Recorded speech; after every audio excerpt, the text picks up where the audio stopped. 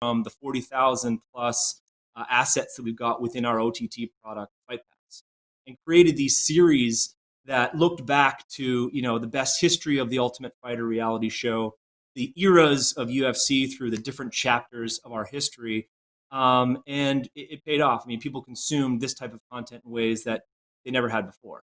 Number two, we had to actually alter some of our content. So, people were at home and they were quarantined and they were very restricted in what they could do. And so they wanted a glimpse into what was happening in the UFC world. And they, quite frankly, needed ways to help them deal with the fact that they were quarantined. So we produced a lot of digital shows that, like, home workouts with UFC.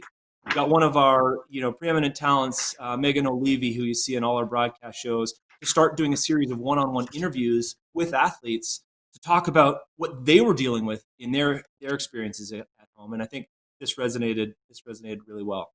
This really lasted, let's just say, 2 months, from the middle of March as things shut down to the middle of May, which is when we started having our live events again. And then the next thing we learned was all of our live events could not have fans. And so in the absence of fans, we needed to create an immersive experience where people could replace that experience, that effort of going to our live shows and, watching a live UFC event. And so we started to create all this or ramp up all of this ancillary programming that happened in and around our fight week and our fight nights to help replace that and sort of satiate the interest of our fan base. And so if this was about wanting to see what an athlete was doing when they were packing their bags and, kissing their family goodbye before getting on the plane to fly to Las Vegas, you could watch UFC Embedded.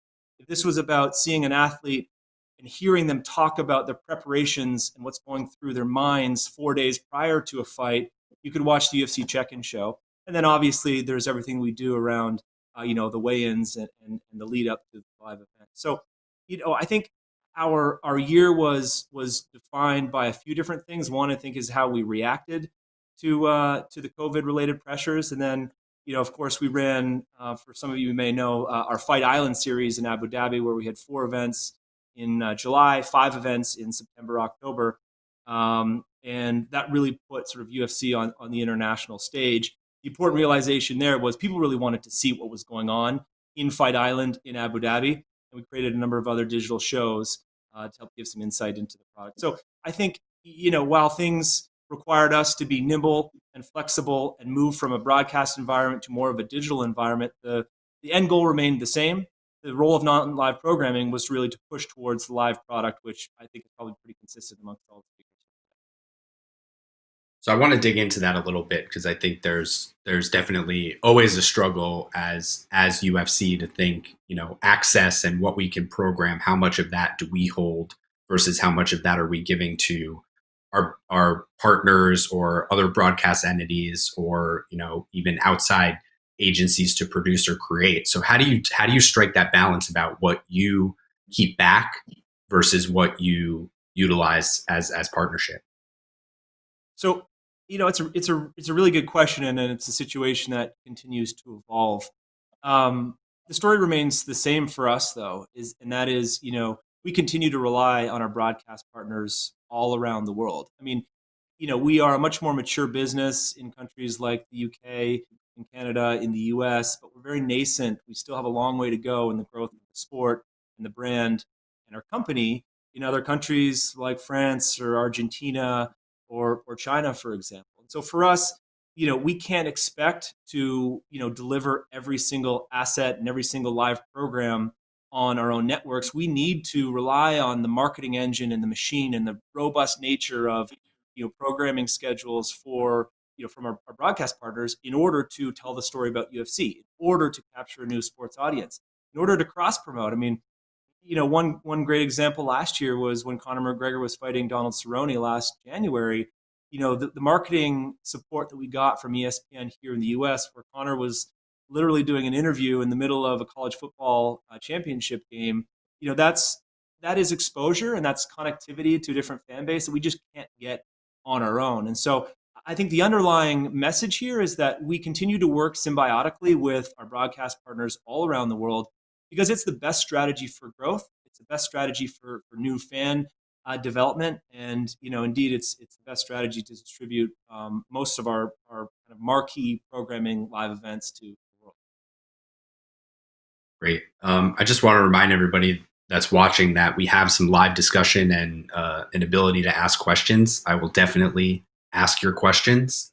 So submit them if you can, and we're hopefully going to get to them in the last 5 to 10 minutes. Anouk, I want to go to you and come back to take us home for a minute.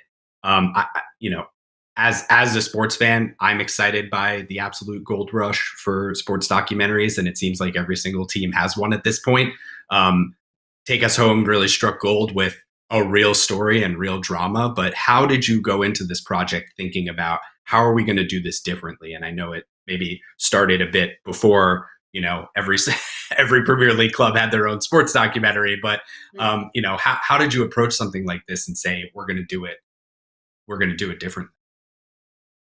Yeah, I think from our point of view, when we looked at the story at Leeds, from the beginnings, that we don't want to make just the next football reality series to bring to an audience, and we really looked at what is different in this project, and from our point of view, the kind of accents that we had, especially to the boardroom.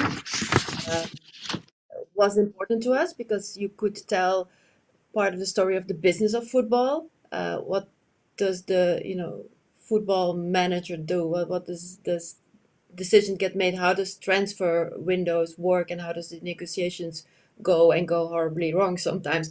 So we were able to capture that part of the business of football, and that tying in with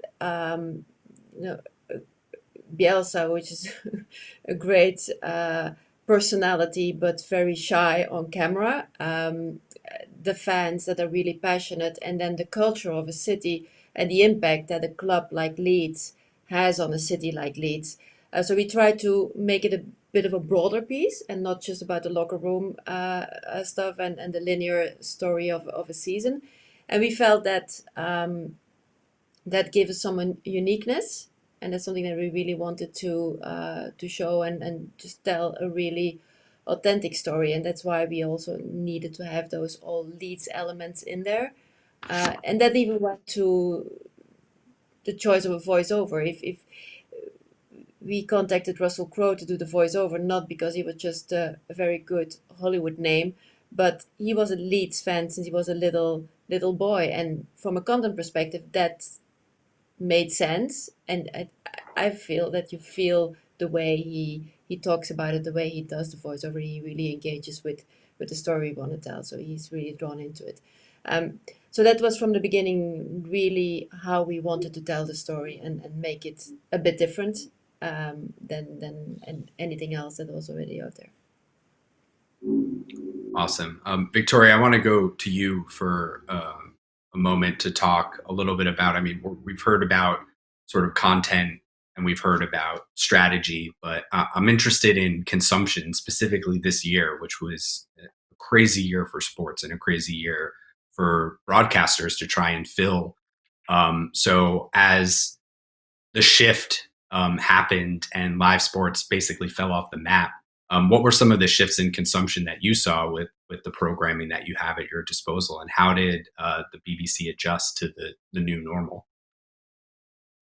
It's been really difficult. I think for us, archive came to the fore. If you think about the events that we lost this year we lost the Euros, so a huge football tournament, we lost Wimbledon, and we lost Tokyo. So suddenly, this isn't just on streaming, but just this was on our linear as well. We lost around 200 hours of planned programming this year, which we had to look into. So there was a real kind of change and look about how we could almost reformat archive programming as well. And I think, listening to what David was saying around looking to what you already have in reserve and how you can repurpose that and how you can bring that to a different audience.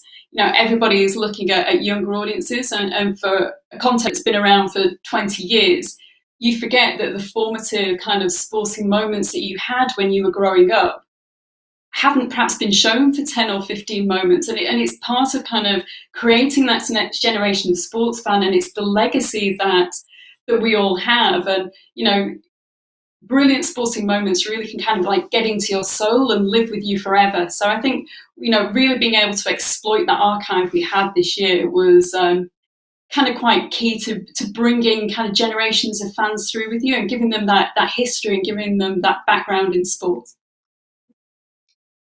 What was the selection process like for that? Did you have a big whiteboard where everyone had to argue about their favorite sports moments? I'm only interested because I was mentioned this yesterday, was forced to rewatch the 90s Knicks lose to the Bulls over and over again when there was no live sports, which was a painful place to be as a New York sports fan. But anyway, how did you go back? I mean, through years and years of programming to decide what was best? It was, I think it's a good thing that we're all sport geeks, in that, it was a really healthy debate, but it was, you can only have so many debates on Zoom.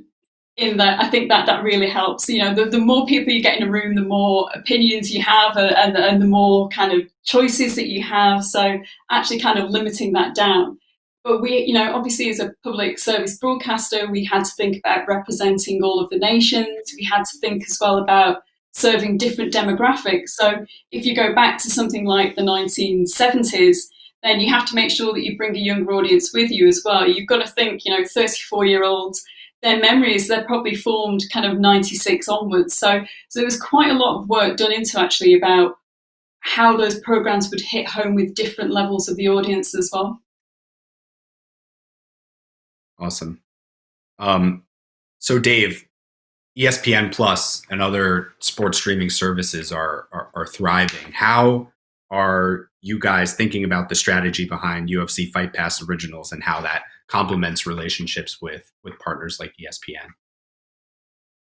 Yeah, so I mean, it's a good question because there's a lot of OTT networks out there, and I think one of the big things that we've tried to focus on is creating our OTT platform as more of an experiential network versus just let's just say, repository for all of our archive programming. This is not a place where you just go to see all the fights that you want. That's definitely there and it exists. And so if that's what floats your boat, then that type of consumption behavior is possible. But for us to not only kind of, get people driving to Fight Pass, getting them subscribed, but most importantly, retaining them within the OTT service and making sure that they continue to subscribe to our product, this really does need to become an experiential digital network.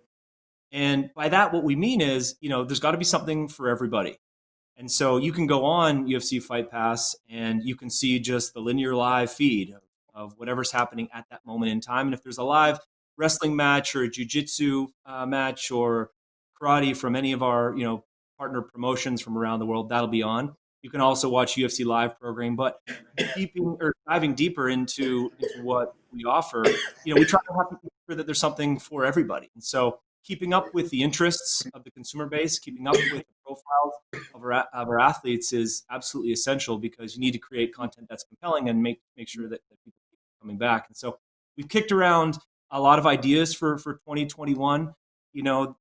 Crowley Sullivan, who is the GM of Fight Pass, is working closely with Craig Borsari, who runs our production, to deliver sort of a digital global sports center type of product that, we can have talent on the ground in a variety of different places reporting on MMA related issues that are happening in those countries.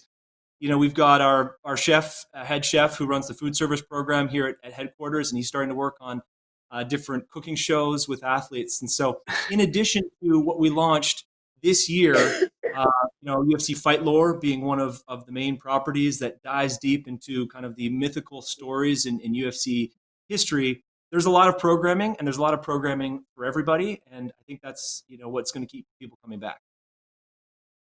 Very cool. For some reason, when you said chef, I just thought of cooking and getting beat up. And I thought immediately of Gordon Ramsay. I'm sure that's not the actual chef, but perhaps the vibe of the show. Or he's a really nice guy. Don't want to stereotype. Anouk, I was going to come to you, but I want to make sure you're hydrated before we go. So what's next for Neo Studios? I know you guys have found some success with Take Us Home, which we keep coming back to, but I want to give you an opportunity to talk about some of the new projects that you have in the pipeline that you're excited about. Please share. Yeah, I think with Neo, we obviously now we're focusing on sports related stories and soon expanding to more lifestyle and entertainment stories. Currently, we are servicing, the companies within the group, 11 Sports or Live Now, but also offering a new product to streamers and broadcasters. So we are in the process of pitching a lot of concepts. There's a lot of concepts being developed. Next month, we start shooting in Japan on a documentary on sumo, so to be completely different. So we're really excited about that. That's for another streamer out there. So that will hit that streamer mid next year, I think. So we have plenty of exciting projects in the pipeline and much more to come. So Awesome. I want to switch gears a little bit and talk about the now. I mean, you mentioned shooting in Japan with some semblance of normalcy returning, perhaps in the not so distant future. Victoria, I know we talked about consumption habits changing at the beginning of the year, but now that we've seen a resurgence of sport with some mixed success, have consumption habits of the BBC changed? Have they shifted? Are we seeing more things being consumed, or is it sort of, there's only so much sport one can really take? I think not for the sports geeks, of course. Yeah, I think people are glad to have sport back. We've just done our rounds of the FA Cup, and there's definitely there's a huge audience appetite out there. But I think how people are going to consume things has definitely changed, and that switch over from linear to more of an OTT and digital consumption is accelerating, and that's going to stay. So for us, I think it's about being agile and being bold, and now starting to change our commissioning process and changing how we support our live and how we build different strands, and how we really focus on keeping that digital audience and growing that digital audience, and just starting that migration over now.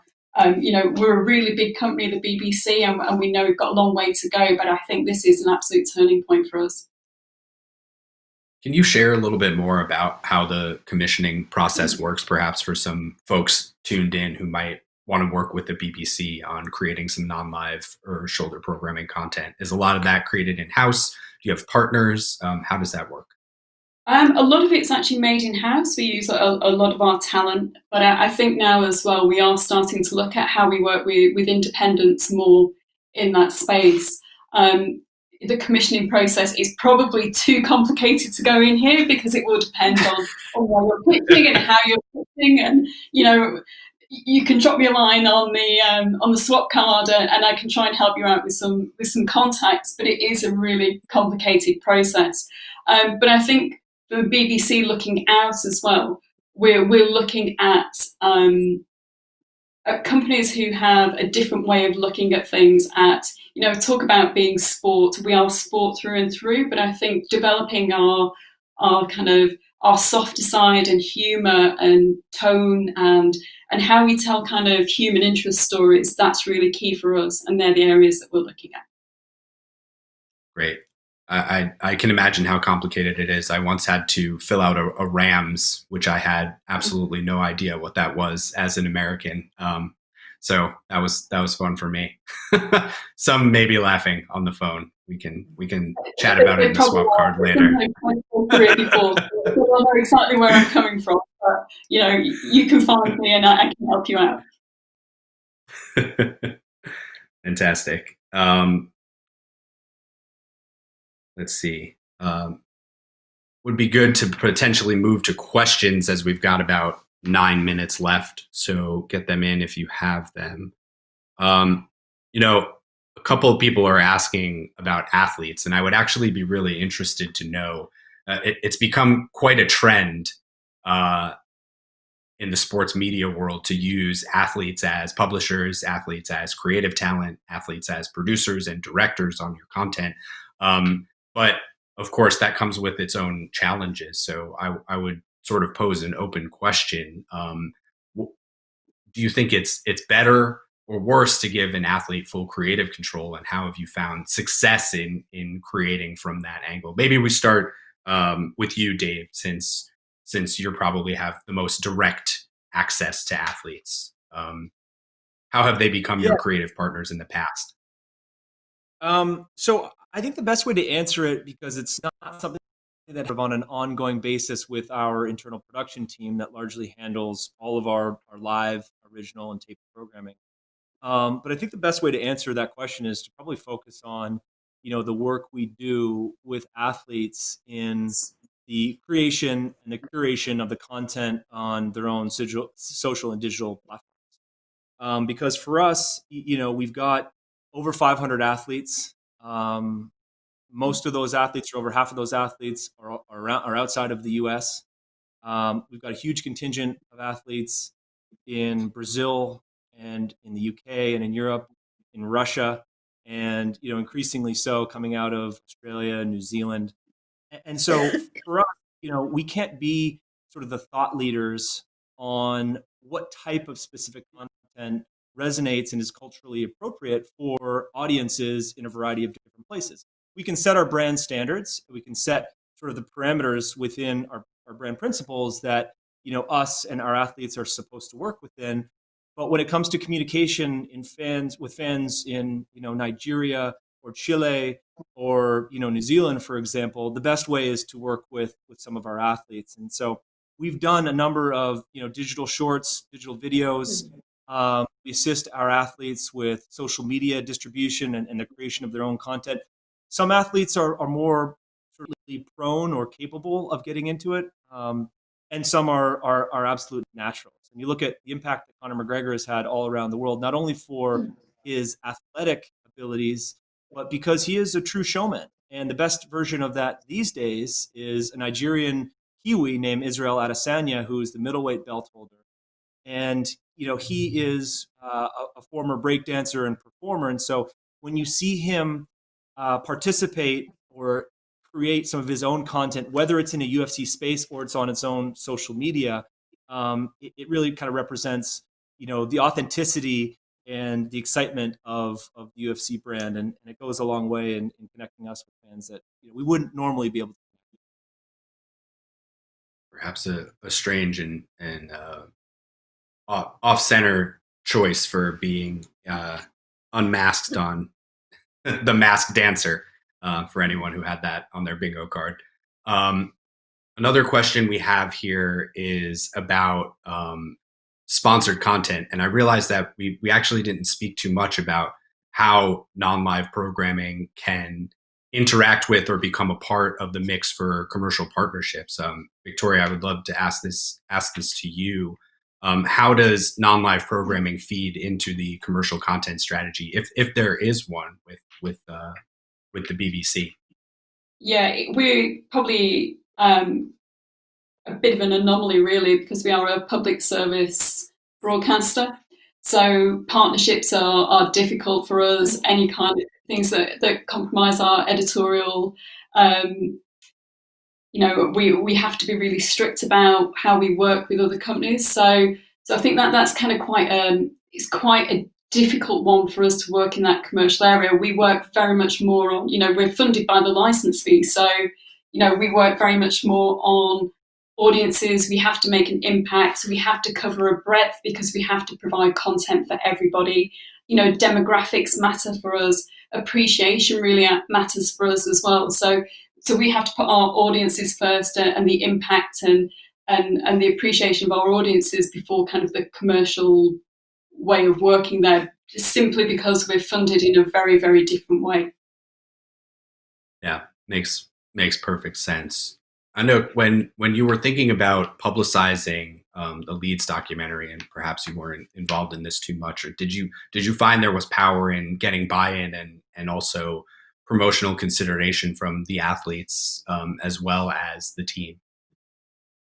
I think was a key part when we talked about how we would bring out this documentary, and we had agreements with the club and with the players to get them involved on, promoting the show on their social media. So they were very much involved, available for any, interviews, discussions, also for Amazon. So that was really part of the whole project, because I think it's important that the athletes and the players supported what we were doing. From an advertising point of view, I think it's also an interesting dynamic, because obviously this project was never intended to be a promotional vehicle for Leeds. But in the end, the upside, when I talked to Angus Kinnear, he was saying, well, this really did a lot for the club, also for the, their sponsors.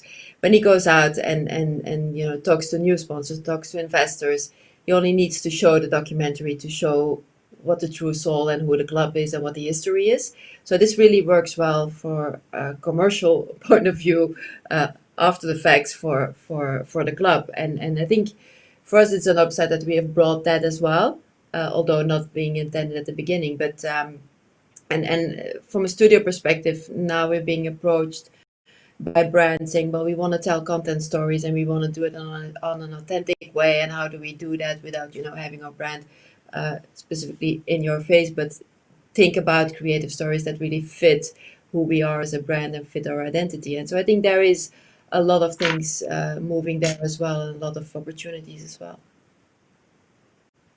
Dave, I want to give you a chance to weigh in if commercialized content is a part of the strategy with UFC, or if that's something that more rests with sponsorship. It's sort of a task handled by both groups at the moment. We spent a bit of time producing one of these live shows called UFC Quick Hits this year in 2020, and Quick Hits was a show that brought glimpses into the live event experience using a one-on-one interview style between one of our talents and a variety of people in the UFC world, whether it's Dana White in his green room, or it's, again, I think as I mentioned before, fighters 5 minutes after they're out of the octagon and they're sweaty and potentially bloody, and this really got the fan base engaged to the level of, wow, I can't be at the arena, but I certainly have a good feeling for what's going on inside of it right now. These types of shows that we might pilot on different social media platforms are ripe for content integration and commercial sponsorship. And I think there's an increasing opportunity for us to start to generate revenues in this way, in the same way that over the last 2 months, through the different ad tools that are being offered by Facebook and by Twitter and more recently Instagram, we're able to actually monetize this type of content. YouTube, I should say, for sure, which has been obviously around for a long time, but I think the sophistication in the algorithms to allow them to insert ads that are meaningful for the viewership has never been as good as it is right now. And so we're seeing CPMs increase in a way it's actually pretty meaningful. We've gone and actually taken our digital media department in the last, say, 18 months from a true cost center to a real revenue generating department. And that's, I think, the evolution of digital media in a non-live way. And I think as some of the advertisers in a one-on-one way, or some of our sponsors in a one-on-one way, want to get more integrated into this type of content, I think the market for that and the market rates for that are going to continue to increase. So it'll continue to be important for us 2021 and beyond, for sure. Great. Kind of refreshing to not have to bring up Instagram until the end of the panel. That's about all the time that we have for today. Thank you so much for joining us, and thank you so much to our panelists, Anouk, Dave, Victoria. This was great, and we hope all of you out there enjoyed. So from a fellow sports geek, signing off, and we'll see you next time. Thank you.